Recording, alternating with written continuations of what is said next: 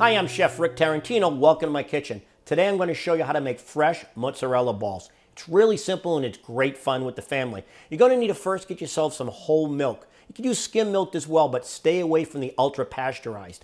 If you use the whole milk, look for it at a supermarket or a health food store, just homogenized and pasteurized. Even better if you have a local farm. Now you can use goat's milk or regular cow's milk. Either one will work. You're going to need to get yourself some citric acid, lemon juice and vinegar, or rennet tablets. Now, rennet tablets can also be found at a local health food store or a beer and cheese shop. These will help separate the curd and whey to form your cheese.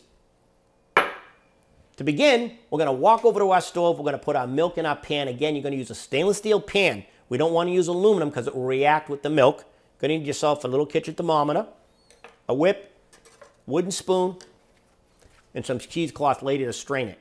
Let's get started at our stove. All right, to start the fresh mozzarella, we're going to take whole milk that has not been ultra pasteurized. Cold, we're going to pour it right into our pan. Then we're going to heat that to 105 degrees before we add in our citric acid. You'll want to check it in your pan occasionally, so it's going to raise up to 105 degrees. As the temperature rises, you want to give it a little stir with a slotted spoon.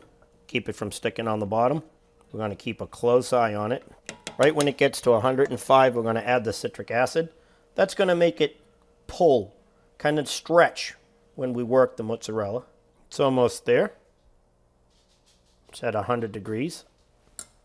I'm going to give it another stir. What we're doing is we're heating it up so that when we add the citric acid, it's going to become stretchy, and then we're going to add the lemon juice and vinegar, or rennet, whichever you prefer. And that's going to cause the curd and whey to separate. All right, we're at 105. Now let's mix in the citric acid.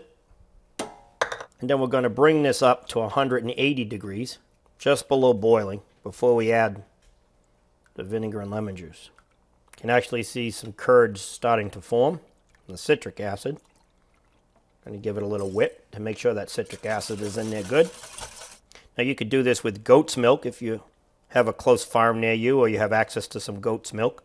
That's what authentic mozzarella cheese was made from. But we can use whole, skimmed. It's fun to do with the kids. Make farmer's cheese, mozzarella cheese, all kinds of cheeses.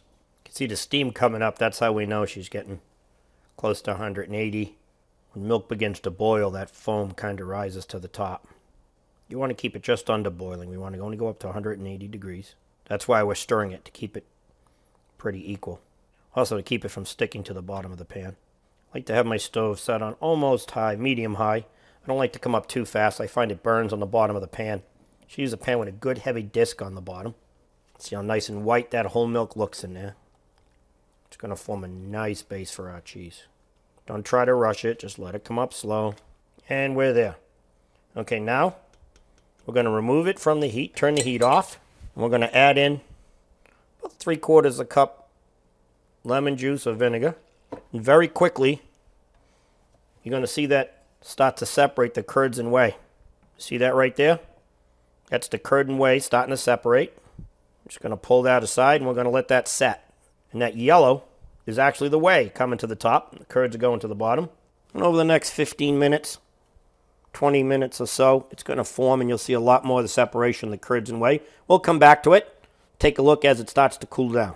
Now we're going to finish making our homemade mozzarella. So first, remember we boiled our milk, added our vinegar and our citric acid, and that made the whey and the curd separate. I poured it through a strainer into our cheesecloth and set it in a bowl to drain. Lay it right inside of your strainer and just pour your whey and curd, and it'll separate naturally.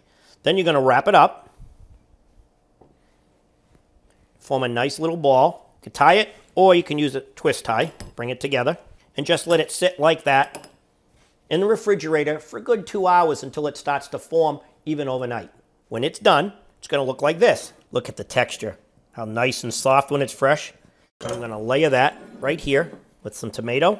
We're going to continue to layer that right on through. Just a pretty presentation when it's in the dish like that. Hey, remember the next time you want to try something fun, how about making some cheese? Fresh mozzarella cheese.